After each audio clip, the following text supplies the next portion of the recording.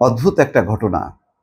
যুবলীগ নেতার গ্রেপ্তার ঘিরে বিএনপি যুবদলের পাল্টাপাল্টি ধাওয়া, ১৪৪ ধারা জারি। বুঝতে পারছেন দর্শক, যে যুবলীগ নেতাকে গ্রেপ্তার করছে, এটাকে ঘিরে বিএনপি এবং যুবদল বিভক্ত হয়ে গেছে। মানে এক পক্ষ দাবি করছে যে সে আমাদের লোক, আর এক পক্ষ বলছে যে না, সে তো অন্য পক্ষের লোক।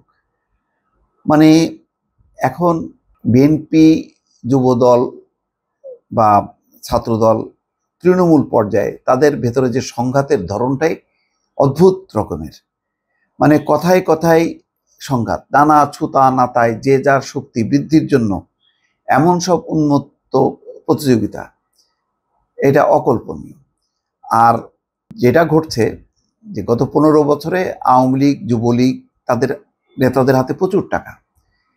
এরা বেছে বেছে মানে বিএনপি হোক বা ক্ষমতা শালী এখন যারা যে পক্ষগুলো আছে, সেই পক্ষগুলোকে টাকা দিয়ে হাত করে ফেলছে এবং বলছে যে তোরা টাকা নে, আমাকে সেফটি এবং সিকিউরিটি দে।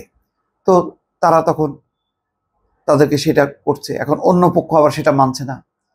এটাও একটা নতুন ফেনোমেনা। এই জন্য বলছিলাম দর্শক, যদি স্থানীয় নির্বাচন হয় তাহলে কিন্তু সর্বনাশ। এই যে যারা আওয়ামী লীগের, যারা এখন পালায় দৌড়ায় বেড়াচ্ছে, গত 15 বছরে নানা রকম অপরাধ করছে, তারা কিন্তু বিভিন্ন পক্ষের মধ্যে ঢুকে যাবে, পক্ষগুলোকে টাকা দিয়ে হাত করবে, ফলে এরা টাকার জন্য দাঁড়ায় যাবে। এদের কাছে তো ওইভাবে মানে টাকার কাছে নীতি আদর্শ সবকিছু ধূলিসাৎ হয়ে যাচ্ছে এবং হয়ে গেছে অলরেডি অনেক জায়গায়। তো এই অদ্ভুত ঘটনাটা কোথায় ঘটছে? সুনামগঞ্জের মধ্যনগরে অপারেশন ডেভিল হান্টে এক যুবলীগ নেতার গ্রেপ্তারকে কেন্দ্র করে বিএনপির দুই পক্ষের মধ্যে পাল্টাপাল্টি ধাওয়ার ঘটনা ঘটেছে। এ সময় উভয় পক্ষ অফিস ভাঙচুর করে। এই ঘটনায় শুক্রবার রাত থেকে উপজেলা সদরে ১৪৪ ধারা জারি করেছে প্রশাসন। পরিস্থিতি বোঝেন যে এদেরকে নিয়ন্ত্রণ করতে ১৪৪ ধারা জারি করতে হয়েছে। পুলিশ ও স্থানীয়রা বলছেন যে শুক্রবার সন্ধ্যায় অপারেশন ডেভিল হান্টে মধ্যনগর উপজেলার বংশীকুণ্ডা দক্ষিণ ইউনিয়নের ৯ নম্বর ওয়ার্ড যুবলীগের সহসভাপতি মিজানুর রহমানকে গ্রেপ্তার করে পুলিশ। এই নিয়ে উপজেলা বিএনপির সাবেক সাধারণ সম্পাদক আব্দুল কাইম মজনু ও জেলা যুবদল নেতা শহীদ মিয়ার লোকজনের মধ্যে দ্বন্দ্ব শুরু হয়। শহীদ মিয়ার দাবি, গ্রেপ্তারকৃত মিজানুর রহমান বিএনপির রাজনীতি করতেন। বিএনপির রাজনীতি করতেন মানে যুবলীগের ভিতরে ঢুকে, এটা কে আবিষ্কার করলো? এই নিয়ে দুপক্ষের মধ্যে ধাওয়া পাল্টা ধাওয়ার এবং অফিস ভাঙচুরের পর রক্তক্ষয়ী সংঘর্ষ এড়াতে বাজার এবং আশেপাশের এলাকায় সভা সমাবেশ ও মিছিল নিষিদ্ধ করে ১৪৪ ধারা জারি করা হয়।